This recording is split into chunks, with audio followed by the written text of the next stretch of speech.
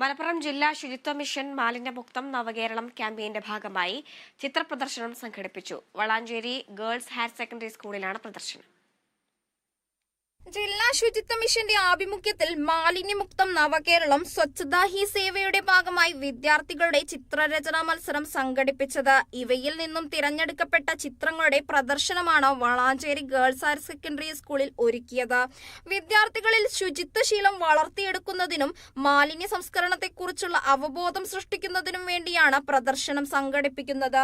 കുട്ടികളിലെ ഈ മാലിന്യം സംസ്കരിക്കുന്നതിൻ്റെ വിവിധ രീതികളെപ്പറ്റിയും അതുപോലെ എങ്ങനെയാണ് ശുചിത്വം പാലിക്കേണ്ടത് എന്നുള്ളതിനെ പറ്റിയും ഒരു മെസ്സേജ് കൊടുക്കുക. അതുപോലെ തന്നെ അവരിൽ ആ ഒരു ശീലം വളർത്തിയെടുക്കുക എന്നത് ലക്ഷ്യപ്പെടുത്തിക്കൊണ്ട് തന്നെയാണ് ഇത്തരത്തിലൊരു പ്രോഗ്രാം സംസ്ഥാന ശുചിത്വ മിഷൻ സ്വീകരിച്ചു വരുന്നത്.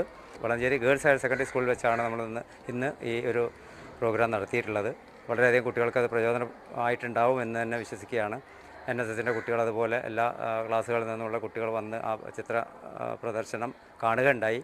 അവർക്ക് ഒരു നല്ല സന്ദേശം കൊടുക്കാൻ സാധിച്ചു എന്ന് തന്നെയാണ് നമ്മുടെ വിശ്വാസം.